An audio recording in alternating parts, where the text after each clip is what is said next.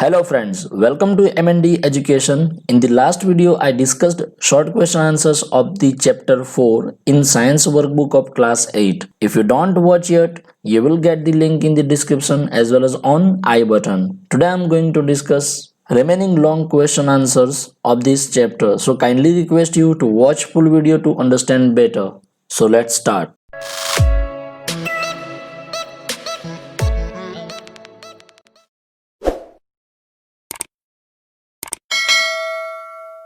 Now main question number 6, answer the following questions in short. The first question, what happens when dilute sulfuric acid is poured on an aluminum piece and why? So dilute sulfuric acid, that means H2SO4, reacts with aluminum piece to produce aluminum sulfate.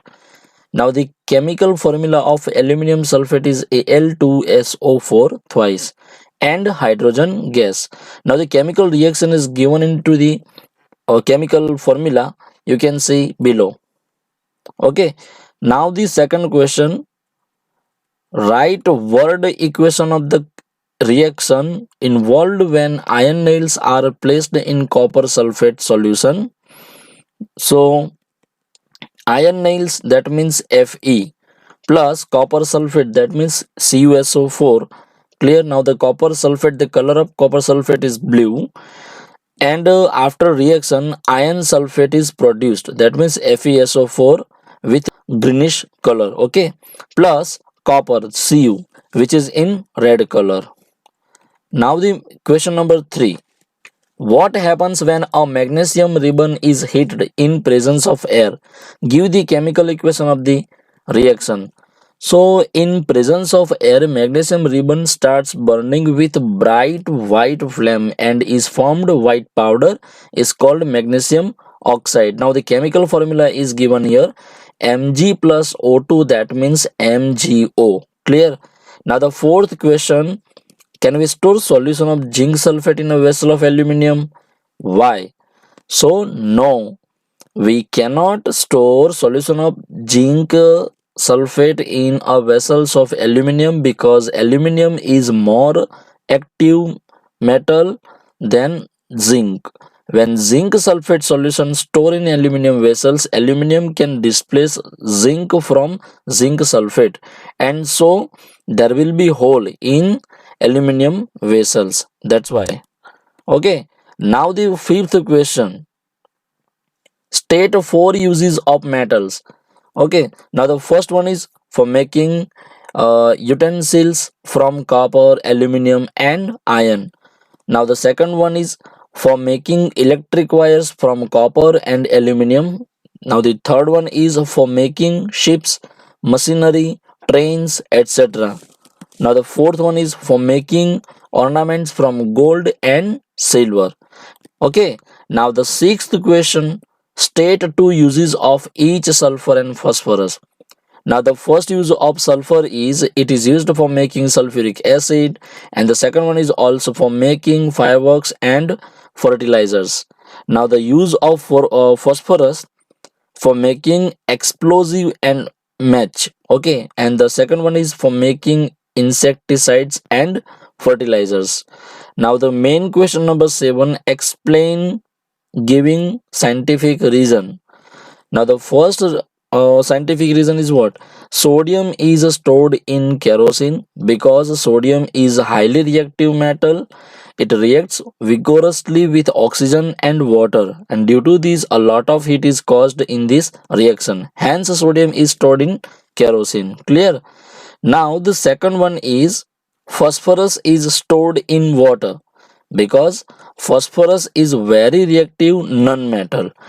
It reacts with air and catches fire. So to prevent exposure to the air, phosphorus stored in water. Clear? In this short question we have discussed that the sodium is a very reactive metal and phosphorus is a very reactive non-metal. Clear?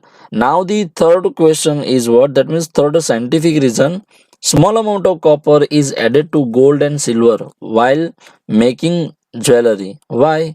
Because gold and silver are soft metals, so they can be easily bent and wear out.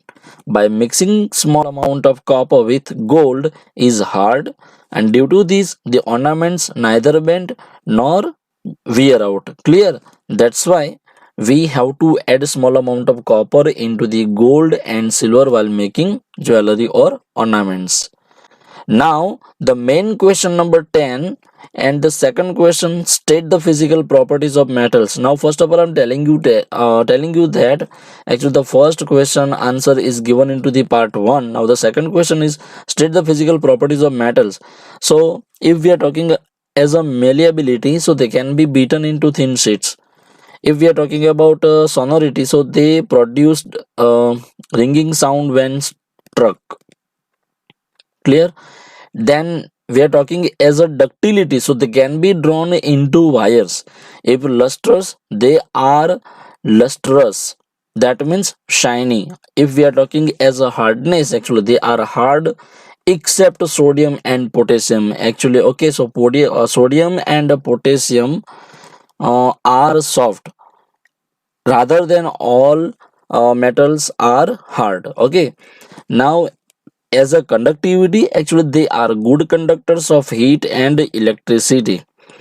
Now the third question, state the physical properties of non-metals.